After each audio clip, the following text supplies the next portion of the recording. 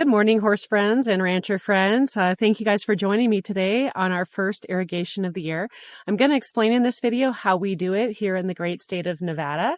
So our property is really fortunate to have wonderful water rights. Every year we pay a fee to the water master and we get to start our irrigation in the spring.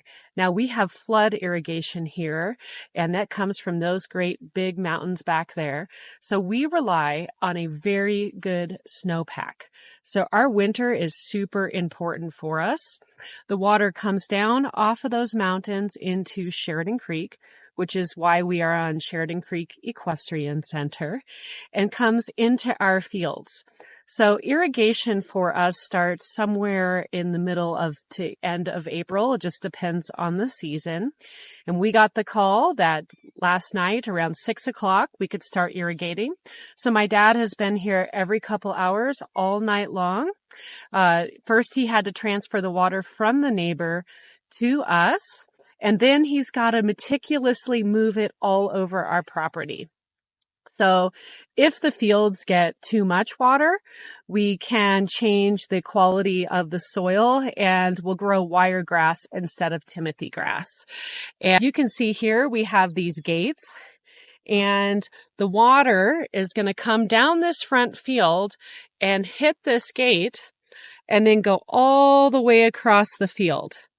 Now, the goal is to get the water to be on there just long enough that the field gets a really good saturation, but not on it so long that it drowns out the grass and actually kills it.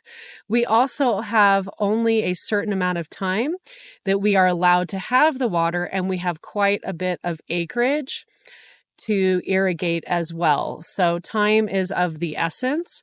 Our grass here is pretty short right now because it's actually been cold. But as things heat up and as we get some water on it, the grass should go pretty quickly. So when we're ready to move it to a different section of the field here, we're going to pull this gate, and then it's going to go down the ditch to the next one. And then it'll go across to the next one, and we'll keep doing the same process. As you can see, we already have the board in, and we're ready to go for the next spot. We also are irrigating our pastures as well as the upper part of our upper field here as well. So we grow a lot of timothy grass here and orchard grass. We cannot have alfalfa on this area because our water table is way too high. Other parts of our valley can grow alfalfa, but we cannot. So we get about 2 cuttings here because our growing season is really short. Last year, we didn't get that big of a growing season because our spring went way too long and it was too cold.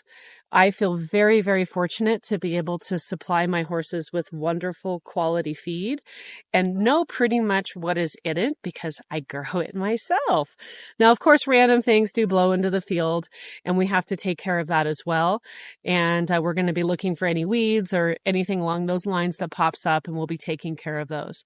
But I can't even tell you guys, this is very labor intensive. But it is a labor of love and super gratifying to watch it happen. We did fertilize last year, but I do not think we're going to fertilize this year. Our soil looked pretty darn good when we were checking it out. We'll probably do a soil analysis sometime in the middle of the season this year to see where we're at for next year. And we can't wait to keep you guys informed on our irrigation process and how we grow timothy grass and why we choose to seed with what we do, because it is a science, guys.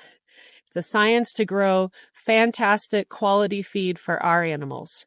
So thank you so much for joining us. Bye-bye.